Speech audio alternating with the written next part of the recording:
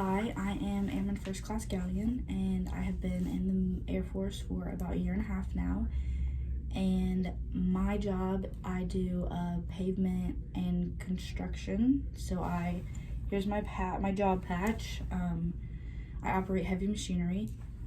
I joined the Air Force because I kind of wanted to have a greater purpose in life, and I wasn't sure if I wanted to go to college or not, so I decided to use this as kind of like a placeholder for my life, so I didn't put it on pause.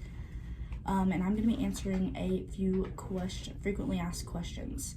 The first one being, does the Air Force take sexual assault serious? And from what I've experienced, they do. They take the right precautions to make you feel comfortable, and they'll, help you in any way that they can to make you feel comfortable. And they have a very open door policy. So if you, are ever worried about anything, they will help to make you feel more comfortable, obviously.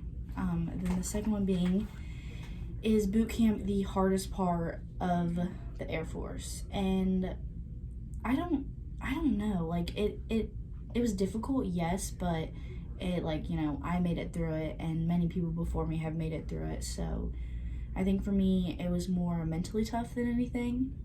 But I don't know. It's not like the hardest thing ever, but it's also not a fun time. There's a saying that says, it's the most fun you'll never want to have again. So, there's that. And then the next question is, it's kind of like a topic. It said, is the Air Force meant for women?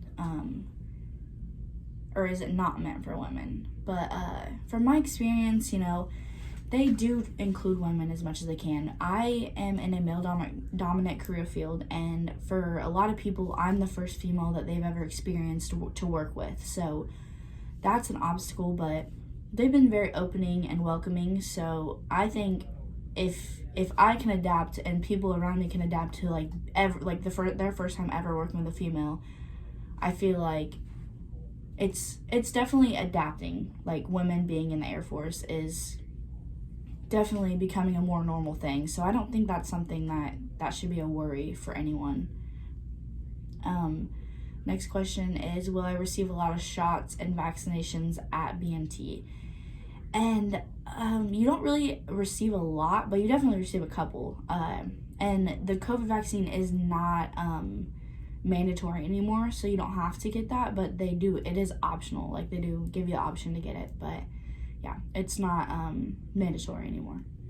And then the last question being, what happens if I receive, my time in the month during BMT? And that's not a worry. You have time to go to the bathroom, and if you're upfront with them, they're not going to tell you no. You can step aside and go to the restroom and figure out things you need to do.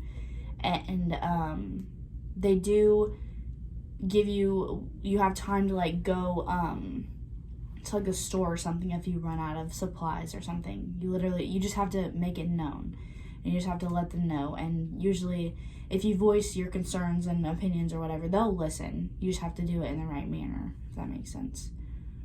And then that was the last question.